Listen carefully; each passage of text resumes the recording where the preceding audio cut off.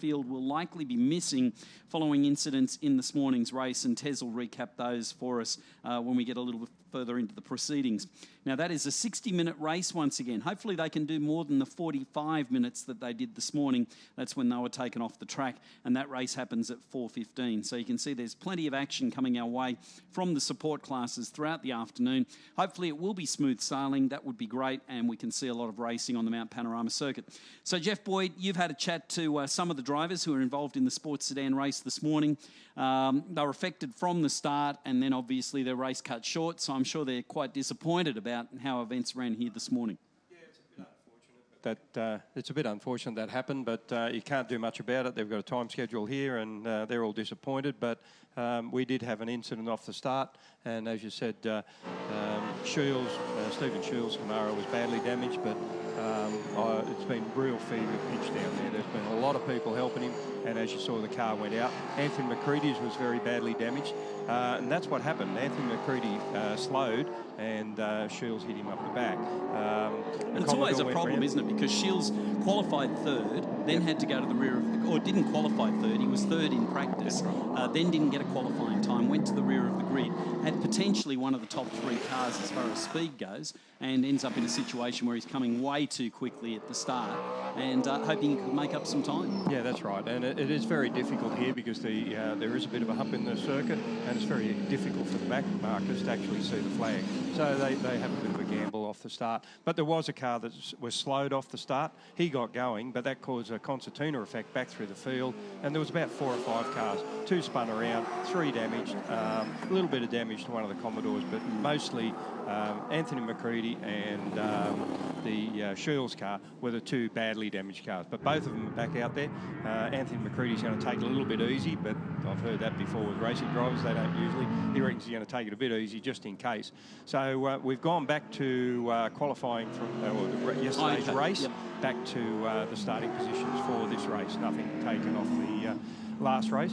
One of the interesting things that we didn't see, because we're watching a monitor and they concentrated on the accident, was Brad Shields. He come off, I think it was about 11th or 12th spot yesterday, and by the top of the second straight or up the hill, he was in 4th place. So he got a fantastic start. We didn't get to see that, and that was something we were talking about would potentially happen in the race. Yes. But we'll get to comment on that hopefully this time round too. He'll have a good climb up the mountain. And Father Steve in another Camaro, hopefully will have a good start as well and do much of the same. Yeah, well, hopefully we can get a start this time and get him up the hill. But yeah, Brad Shields, very interesting. I was having a talk to a fellow over in the pits, Michael Navy Box. He's been coaching Brad since 14-year-old, and the lad's only 19 now, so quite a potential there, and apparently he's a very good driver. Obviously, I haven't seen him race before, but from what everybody says, big things to come from him, and hopefully, we'll see more of him. So. Well, now's the time to perform, isn't it? He's been given a really good car, and you don't get offered a really good car on a lease arrangement unless you've got plenty of potential. So not in sports sedans, you don't. No. Hopefully he gets to show all of that. Now, let's run through quickly how they're gridding up for this race. Okay, so it'll be back to the last race. So position 1 is Terry Wyhoon in the Falcon, and then we go to position 2, Anthony Evangelou, that's right, in the Falcon, and then the next one through Michael Hector, and then Chris Jackson. Chris Jackson's not there because he blew an engine the other day, so yesterday, so he won't be there. Stuart Inwood, Chris Muscat from Victoria, Anthony Cox in the Saab from Queensland, Mark Brown from Queensland, Shane Hunt in the Falcon is the next position through in position 9. Position 10 goes through back to Russell Pilvin in the Ford Falcon. Bradley Shields is the next one. Now watch Bradley off the start. This will be very, very interesting. Then we go back to the RX-7, Fontana from Queensland. Ed House is the next one through from Western Australia in the Falcon. Then Kearns from Queensland in the Commodore. And then we go back to Sullivan in the later model Corvette, Lacey in the Commodore, then Michael Robertson from Victoria in the Monaro, Bill Harris in the Commodore, Gary Stevens in the RX-7, Jake Williams also a little bit further back. And then we've got the 2 Coulters in the Chev Utes, as we can see them out there. I don't think it's very far from a start, so we might go and watch the start. Okay, so they're off and racing. Terry joins us in commentary as well. And there you go, Tez. A good start from the driver off pole position, but also a good start from the driver who was in third. Yeah, great to see Evangelo and Waihoon both getting off the line that time, as well as the rest of the field. And it looks like they may have all come through turn number one smooth as can be as they make their way up Mountain Straight for the first time. And at turn two will be coming up to sight very quickly. What a great start from Bowen. He's up the inside of Evangelo. They go side by side in the turn two, but Bowen backs right out of it. Brad Shields on the grass there on Mountain Straight coming up in the two. Oh, we've got contact between Cox and one of those V8 touring cars, Jeff. Yeah, happened just in front of Brad Shields, didn't it? Yeah, a bit of a jump there, so we'll just see whether Anthony Cox has got problems. He looks like he is slowing, so maybe a broken tyre or a deflated tyre or a broken wheel. So we'll just see how he goes and whether he goes further. But yeah, Brad Shields was coming up there very quick. Didn't get as good a start as he did in the last race. Apparently he got up to fourth. There was a lot of traffic in front of him, wasn't there? As they were all looking for their own bit of the real estate. And this is one of the problems up through there. If you are a faster car, there isn't much room. So you've really got to stay behind the car until you get sort of to a nice open area because there just isn't enough room for these cars. And when you commit, you're absolutely going to need to be there. Now, we could see that Steve Shields also had made a move, probably 5 or so cars on his way up to the top of the mountain. So our race leader at the moment pulling out a little bit of a gap there. Second and third, nice tight dice as here goes a move, Tez, on the inside. Yeah, see, that's respectful racing there. Both of those guys respect each other immensely. Tony Evangelo and Michael Hector. Evangelo makes the move stick, but we should probably...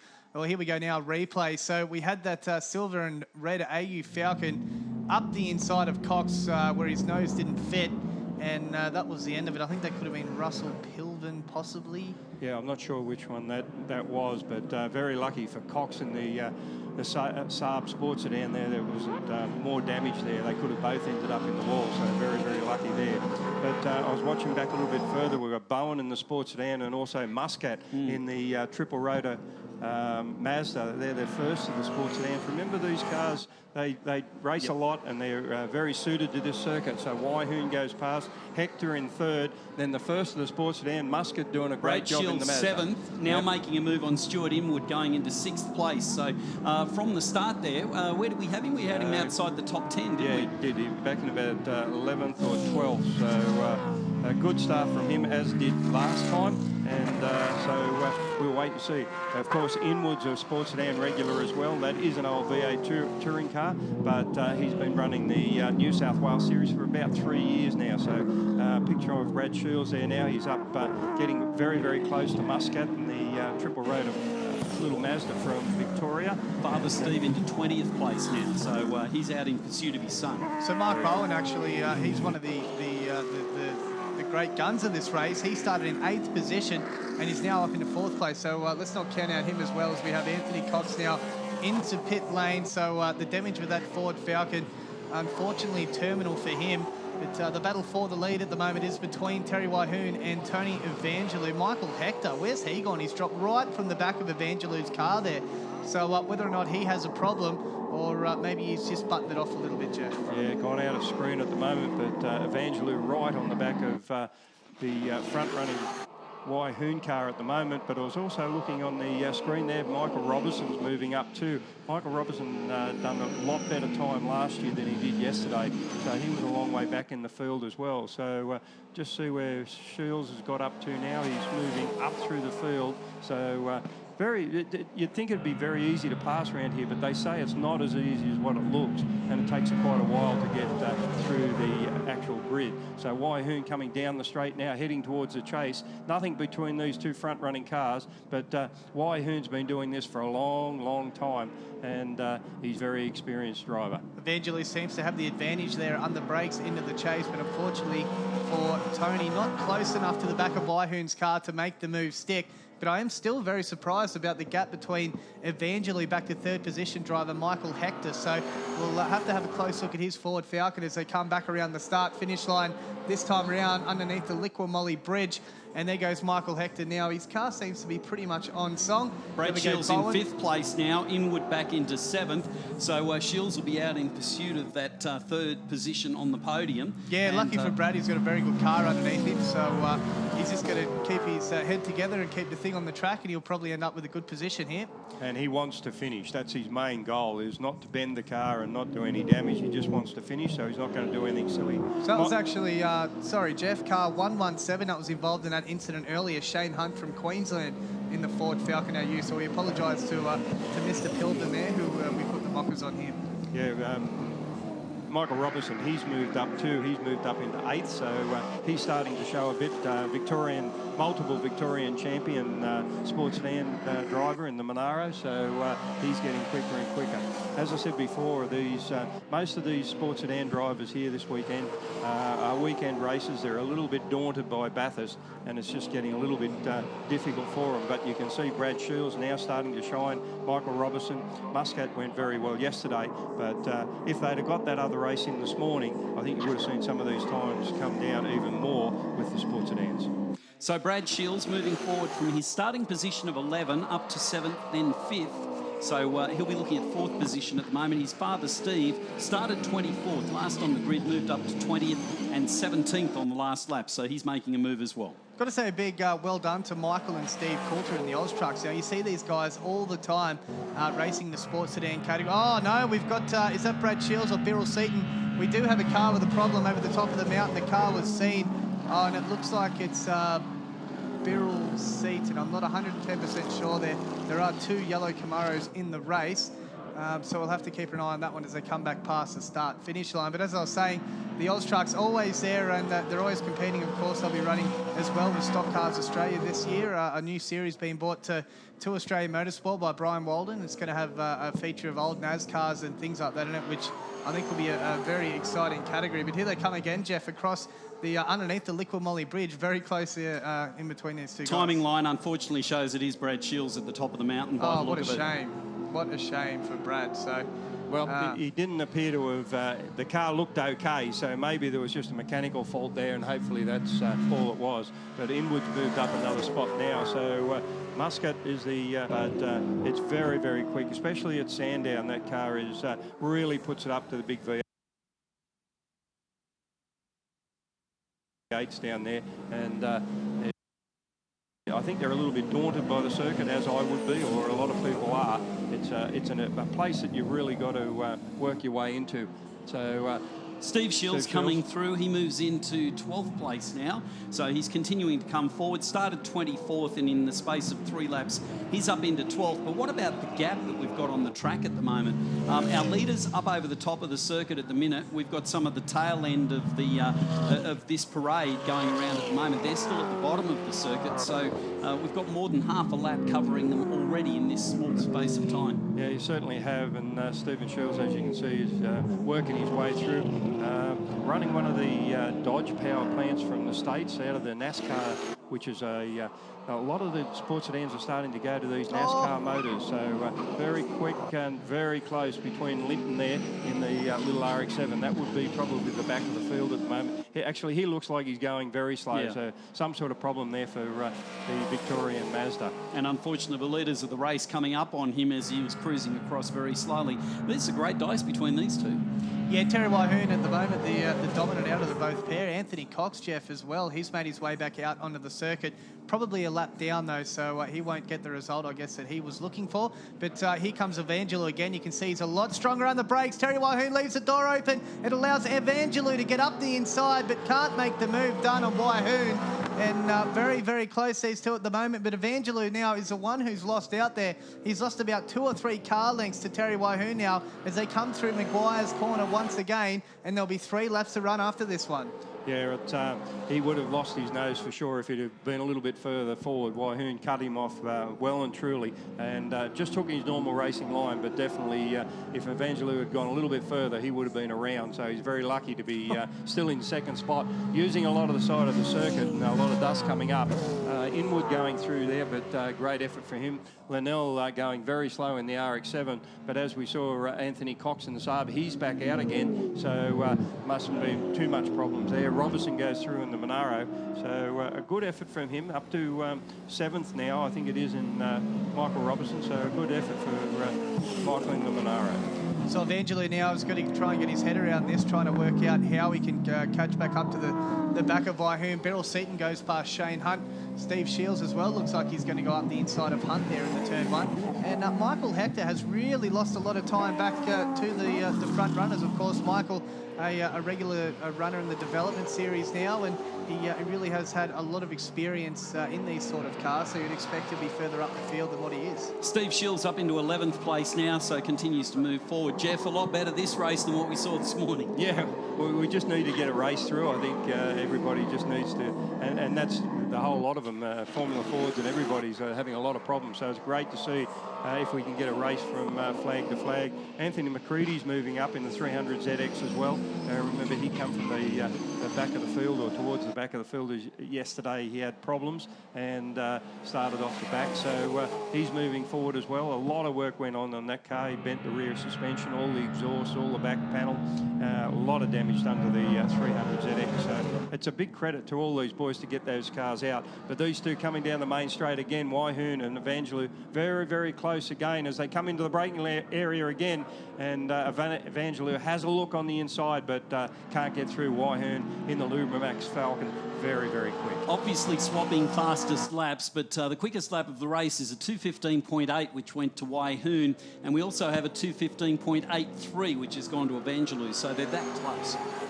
They certainly are, and we're just trying to see some of the other cars, but Stephen Shields still moving up in the field. Still a long way to go. He's into 11th, but it's a long way around here before you get your next recorded time, so he may be up another couple of spots by the time he gets back. 5 laps completed, 2 to go. Jake Williams, another one of our young up-and-coming drivers out there in the field at the moment. He's circulating around nicely. Unfortunately for Jake, had a bit of was involved in that incident on the first lap in our last race. But Jake, of course, trying to avoid the car of Boeing, had nowhere to go. Himself and Gary Stevens come together, but Jake doing a fantastic job out there in the Chroma exhaust Commodore, and of course Jake's father Steve Williams racing up here in the Bathurst 1000 before, and winning his class in the 24-hour race. Muscat starting in the little Mazda Rotary, starting to catch Hector now in the Commodore, or the Commodore Falcon. Michael Hector's in the Falcon. Yes. So he's starting to catch him now, so getting a little bit closer. So it'll be interesting to see whether Chris Muscat in the Mazda can get up into 3rd spot. And at the moment, the quicker sports sedan, and of course Bowen behind him is the next sports sedan. Steve Shields has made it up into 10th place, but the 2 guys in front of him are doing relative speeds to him, so that may be as far forward as he comes, but he's got a lap and a half to work on it. Well, I'm actually looking forward to the battle between himself and Beryl Seaton, both Camaro drivers, both 5.7 litre motors, and it should be great to see what those guys can do. But have a look at the battle for the lead at the moment now, Jeff. Oh, Tony Evangelo gets a little bit squaggly out of the Falcon elbow, but this is where we see he's strong. He's a lot quicker than Waihoon, coming across the top and going down the S's, and much better on the brakes as well. I don't think he'll be close enough this time around to try and put himself in front of Terry Waihoon, but he'll still have one more lap to do it. He certainly will. As you say, he closes right up through the chase, comes right up onto the rear bumper bar of Waihoon, but can't get through. He's right on the back of him now, but as you can see and said, it's very difficult to get through. Waihoon gets a nice run out of that corner under the bridge and comes back onto the pit straight again, but Evangelo's tried everything to get past him so far, but can't quite do it, and has to tail the Waihoon car across the start-finish line again. Well, this is shades of the 2012 Super Cheap Auto Bathurst 1000, isn't it, Phil? With 2 close V8 supercar-style vehicles right on top of each other with less than 1 lap to go now. Yeah, so we're on to the final lap. They did a 2:16.4 and a 2:16.2, so they're both slowing each other down just marginally, but at the moment it's all about track position. Yeah, it certainly is, and Muscat has got through on Hector, so he's moved up into 3rd spot. So a great effort for the Victorian-based Mazda team to get up into 3rd spot. For 20 years it's been since Chris has raced here in the any car, so it's a great effort to get up into 3rd spot. Yeah, and just saw Chris's son, Chris Muscat Jr., walking underneath us here, going, I guess, behind the pit apron to wait for his father to come back around. And this is it now, the last lap as they make their way through Sulman Park and Reed Park for the last time. It's Terry Wahoon, he leaves Tony Evangelou, and I reckon the gap between them at the moment might just have him over the line in first position. McPhillamy Park for the last time, lifts the front left-hand wheel, and here they come under the Peugeot RCZ bridge. No Steve Shields. No, that time round. Oh, no, Terry Wahoon, Phil, he's locked the brake. Oh, sorry, Phil, too exciting. Yeah, Here he comes now, Steve Shields. So he's had a moment out on the circuit because he's now dropped back into 14th position. Yeah, well, fortunately for both the Shields, a little bit hard on the cars today, but look at this, side by side, coming down in the Falcon corner for the last time. Jeff, do you think he'll be close enough now to make a move into the chase? No, I think he lost a little bit there. He's gone back another couple of car lengths. He certainly does catch him in the chase area, but with being 2 or 3 car lengths back this time, he's not going to get him. So it looks like Wahoon, unless he makes a mistake, he's got it done. But as you can see, Evangelou is so quick down in through here into the braking area, but just not enough there. So it looks like Wahoon's going to get it. But you've still got 1 or 2 corners to go for Evangelou to have a go at him, but I just don't think he's going to be able to do it as they're just about to lap the Saab. So remember that Coxey come into the pits after being run over by a Falcon, and Wahoon gets the win. Put your hands together, Wahoon, then Evangelou. A great race from those 2 cars, very, very close across the line. And we'll wait for the first of the sports sedans, which should be the Muscat Mazda. And he should be around very shortly. It looks like he might be missing. No, he is there. So Muscat in the centerline suspension Mazda RX-7. Then, of course, we go back to Hector in the next of the touring cars. Great drive from Chris Muscat, the Victorian, the centerline suspension, Mazda RX-7 running that 20B configuration. In my opinion, the best sounding car here this weekend. I even think it's better than the Ferraris and the Lambos. That's a little bit difficult, but I'm very close to you. But those Ferraris, and especially the Ferraris, they sound brilliant. So, they do. But yeah, it is a beautiful, sweet sounding car. They put a lot of effort into it. And as I said, I don't think it really shone as much as it should have here.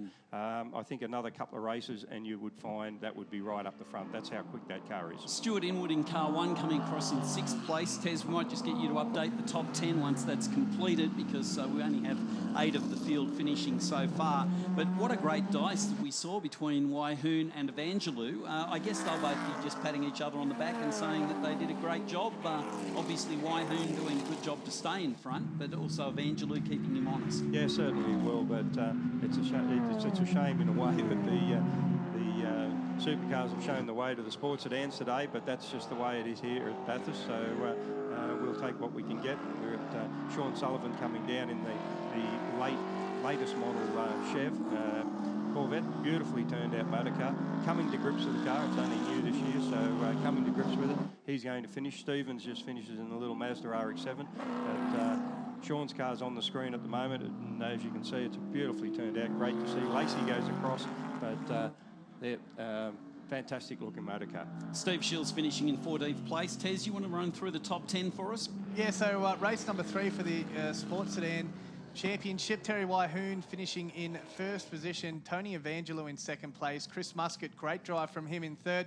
Michael Hector in 4th position in the Ford Falcon. Then Mark Bowen in the VK Commodore finishing a well-deserved 5th. Stuart Inwood, first of our local runners. Great job from him in 6th position. Then Michael Robertson in that beautifully presented Holden Monaro there in 7th place. Then we had Beryl Seaton in the first of our Camaros. Pilvin in 9th position. And Shane Hunt rounding out the top 10. So great stuff for the sports sedans to be back here at Bathurst. Certainly a crowd favourite now as we watch some of these highlights through the race.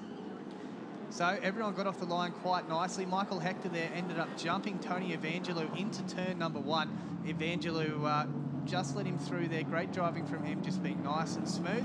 So very clean driving through turn number 1 for the first time. Then we saw this with Shane Hunt and Anthony Cox. Unfortunately, Hunt going a little bit too deep on the brakes. Cox not giving him much room, and Brad Shields, a very lucky camper there not to do. This is a couple of laps to go, and Terry Wahoon locked the brakes coming down the S's into the dipper. A very lucky man as well, but a great drive from him. Lucky to get away with that.